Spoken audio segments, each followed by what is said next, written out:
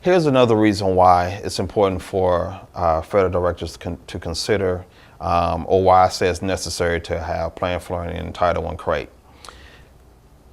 If you're audited, and God forbid, you didn't take care of your compliance pieces and you don't have the correct documentation, you could get a slap on the wrist. Worst case scenario, besides possibly going to jail, is that you have to pay money back. The cost of having to give back the millions of dollars that the federal government has given you is substantially more than just giving those funds to 806 Technology for this compliance piece. And what I've seen is that we've spent a lot of money on a lot of other things than that don't bring that much value, and it's not really expensive, at least from my perspective. It's not expensive. It's very cost effective, and it's very efficient for what you're doing, and you can take care of all your campuses fairly easy with the amount of money that you're spending. So it's not something that's going to tax your budget.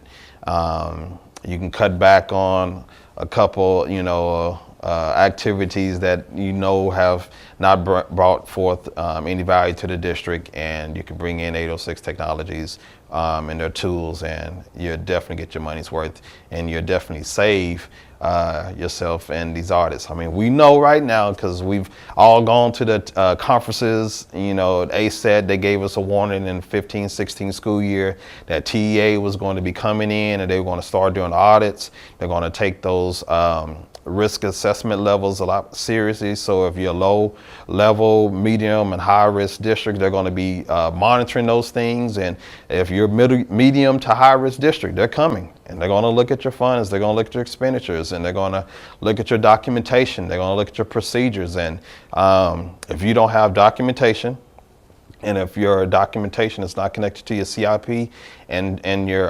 comprehensive needs assessment, then guess what? You're in danger of having to pay funds back. So having these tools allows us to ensure that we're in compliance, because we can easily go and see how it connects, that all of our forms are connecting CNA to CIP to expenditure. So you got to have it, otherwise you're taking a risk on your expenditures and on your audit. And the worst thing you want to do is have to go before your board and your superintendent and explain why you forgot to document something. So get rid of that and just partner with 806 Technology to make it happen.